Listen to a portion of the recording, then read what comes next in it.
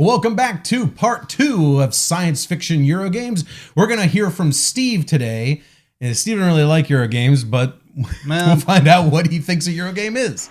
Got to suck it up for the show. Let's do it. Get ready to be impressed.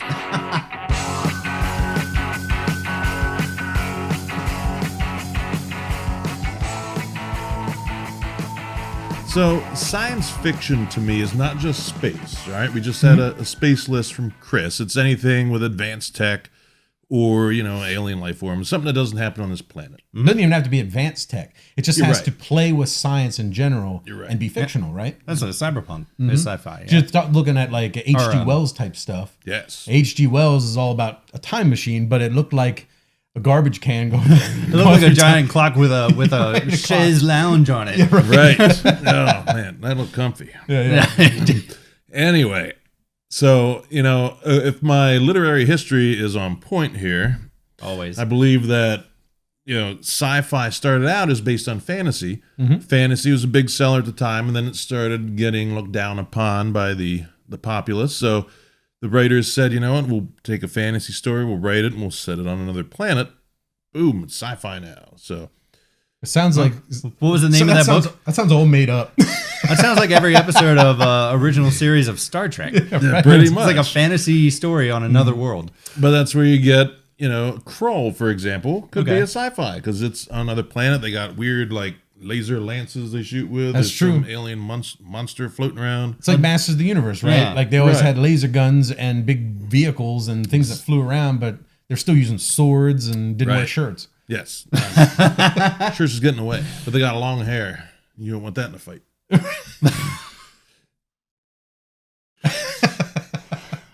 All right. So anyway, All right, my is there a list- list somewhere in here? It's coming. It's coming. I got to fill some time here. We don't have a lengthy discussion in front of my episode like we did with Miller's. So, here we go. Number 1, Scythe. This is a 1920s alternate history game where you are a faction based on real-world factions today.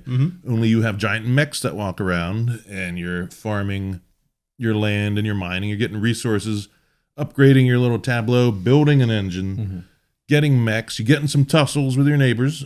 Nobody dies in the combat, though. They go right back to your home base where they're immediately redeployed and can go back on the field. Because they got back to tanks. Yeah.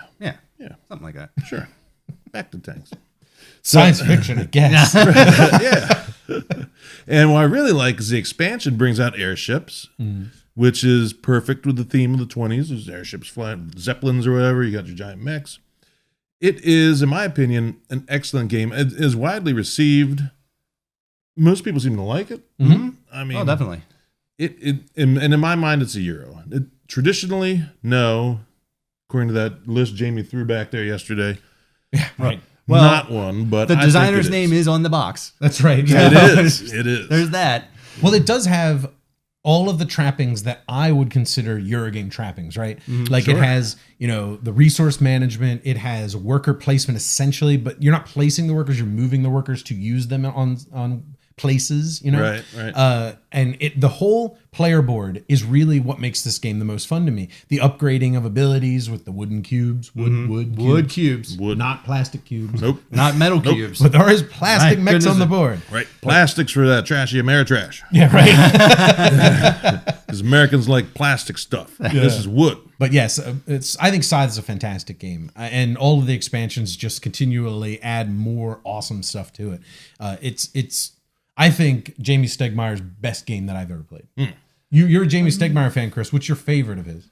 Boy, that's a Would it be Scythe? Would it be Euphoria?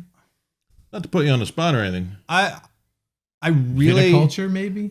I haven't played Viticulture. What? I know. It's one of those games that just never gets played. I like Euphoria a lot because I like the theme of Euphoria because it's just kind of tongue-in-cheek, dark, dystopian theme. I think Scythe is a better game. Okay. And has cooler mechanics. Feels more Euro-y to me.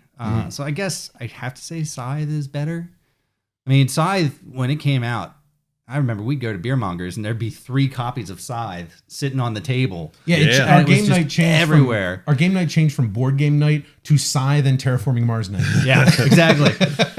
And I like the steampunk theme. Like that to me is really cool. It's a cool subgenre of the sci-fi. It's a light steampunk fantasy. It's not over the top, crazy goggles everywhere stuff. Exactly. It's not top hats and goggles and people with monocles all over the place. Well, this is your list, Steve, and Chris and I took it over. Yeah, you did. But whatever. So listen, hey, Scythe is also coming out with a digital version you can check out. And if you like My Little Pony, you have My Little Scythe. You do, right. Chris will be all over that, right? That's There's right. nothing sci-fi about that. You're making pies. That's fantasy. Talking animals. That's right. That's fantasy. That's fantasy. Unless they're alien. It's on a different planet. Unless you genetically I don't know. engineered the ponies to be able to talk, like they're hybrid human animals, Sure, we'll say that. like dog soldier. It could be from the planet Brunius. that could be And then too. there's sci-fi. All right, so my number 2 is Wasteland Delivery Service. Now, this takes you to an alternate history where the world has ended. You're now living in the apocalypse, and your little camp is running supplies. You're a truck or a car or something, and you're driving around this wasteland to all these different settlements. You're delivering supplies. You're picking up supplies. The supplies on there change randomly, right? So you could deliver water to a location, and then that water comes off, and suddenly they're not buying anymore. They're full up. Yeah, they got want plenty. bullets. They need more of them bullets so they can shoot at you. So then you're off to find some bullets. This is a really interesting game. There aren't that many, apocalyptic pick up and deliver games. And really the reason I put it on this list is because your car is upgradable. That's your engine. That's your machine. You get extra compartments in there to haul more stuff. And your space is limited, right? So you got to choose what you want. But you can get better weapons. There's raiders riding around, or you can even ambush the other players. You have to get your car tweaked out. You have to get the money to get more upgrades. You're constantly refining your machine so you can get the most points and win the game. Yeah, I think Wasteland Express Delivery Service, I think is the name. It's a really long one. It's a really long one, and I never remember what the order of the words are. But that's a really interesting one because pick up and deliver is traditionally a Euro mechanic. Like we've seen that in a lot of Euro games. But really everything else about it is more a thematic side of the fence, right? So there is resource management, I guess. No, not really. Like you're collecting resources and delivering them. But then you're right. The truck management is really like kind of Euro-y, I guess. Euro-y. If there is something that's Euro-ish. Euro-y. But yeah, It's a new word. We can make it. It's a fantastic game. I love it. Chris, have you ever played this one? No, I have not. I really think you'd like it. You The would. funny thing is every time this game is brought up, for some reason I think of the Great Heartland Hauling Company. Oh, it's just truck driving? Which is just hauling. It's just regular truck driving. Yeah, and I right. think, and I'm like, well, Steve likes Wasteland because it's essentially kind of related to his day job, except a lot of the world is dead and he doesn't have to, he's basically sending his people out to go and gun other people down. I'm sure that Right. Steve would be very happy to put guns all over the grocery trucks. I would. Be like Grand Theft Auto, big delivery trucks. Right. Nah, it's a great one. Yeah. I really I want like to give it a try. I think you'd like it, Chris. I remember when it was first coming out and there was a buzz about it. And I saw it on the table before it was like the final release version and thought, you know what, that looks really cool. And it was one of those where I just didn't have time to sit down and play it. Yeah. It's really complicated. It took me forever to learn It it. is complicated. There's zones there's like poison gas, so you have to navigate them or equip your truck so that you can breathe in it. There's a lot of stuff going on there. It's fun. It's a good game. I like it. Cool. All right, then my third game, we are going down to the genome in Dinosaur Island. Jurassic Park, the board game, Yeah. Right. essentially. Now, I'm going to tell you right now, this is not my optimal Dinosaur Park game. Oh? My optimal game would be you are playing the dinosaurs and seeing how many people you can eat after you escape.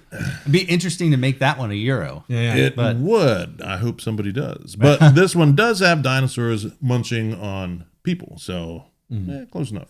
Maybe that could be the expansion. There you go. You're farming Dinos gone humans wild. instead of growing Right. dinosaurs. Yeah. So in Dinosaur Island, you are running a dinosaur park, like in Jurassic Park, only this is set in the like 1980s, and it's about as lime green and hot pink as you can get. I don't know if it's set in the 1980s, It looks but it like looks it. like it does. Yeah. It really, it looks like Miami Vice just barfed onto the table. It's crazy. It's totally Miami Vice colors. What you need to do for fun is sit down and read a newspaper for a few minutes, and then look at that game, and you feel like you've been slapped in the face. Those colors come right out at you. Well, I like the colors. I think they're cool. Didn't say they weren't. They're just very loud. So anyway, in this game, you're running a park, like we said. You start out the game with a dinosaur. It's an herbivore, easy to control, which is good because you have to purchase security guards. You also have to research new dinosaurs, and you have to get people to show up at your park. So you do that by managing the machine that is your park. You want to put stuff out that people want to see, right? They want to see T-Rexes, and they want to see cool dinosaurs. They also want to come and get swag. So you could have huts that sell hats. And, They need some food. They want some French fries. and you got to get some snacks to go with that hat. That's right. Tacosaurus. And that's fun too, because all the little huts have cool, like, goofy names. I enjoy reading them. This is it's a good game, and then you're managing your staff. You're managing like I said, the dinosaurs. You're researching it. Oh, there's a lot going on in this game. It's a lot of planning for the future because you've got to, not only are you trying to get the right dinosaurs that you can manage, you don't want them escaping and eating people, but you also want to get dinosaurs that you're going to be generating the genes that they can kind of like work together. So you're not forced to generate everything. So Right. that resource management is pretty heavy when it comes to not only what am I going to manufacture, but what am I putting it towards, and making sure those two line up. You got to balance too, because if you have more dinosaurs than your security can handle, they're going to start eating people. That's right. And it's just a downward slope because Yeah.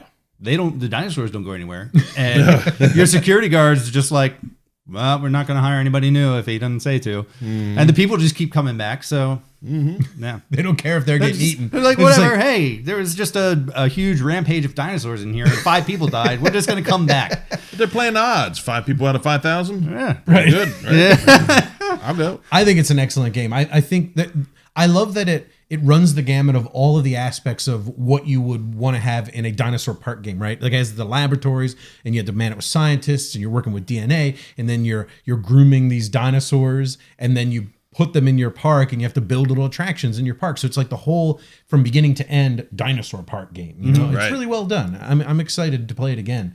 There's one coming out. I backed the wrong one by accident. Not by accident. I backed Dinogenics. And I'm really hoping that when it arrives, it's good. Because I would love to be like, this one's better. I bought the right one. But after playing no, Dino, please don't. I hope it's not as good because I don't want to have to buy it. we'll find out when it comes, because it's coming. Oh, yeah. Gave me the feel of Roller Coaster Tycoon. Yeah. In a board game. Huh? Yeah. Very cool. Awesome. I approve, Steve. Thank you. You have one good one on your list. Whatever. All right, guys. Well, we'll see you tomorrow when you're going to get the definitive list. Well, what was that? The what? The definitive list of science fiction Euro games. See you tomorrow, guys. Later. See ya. Thanks so much, everybody. If you've enjoyed this video, please do us a giant favor by subscribing to the channel and clicking that wacky bell icon. If you're into board games, miniatures games, role-playing games, we have a bunch of audio podcasts you might enjoy. You can find those at thesecretcabal.com or on iTunes and Stitcher.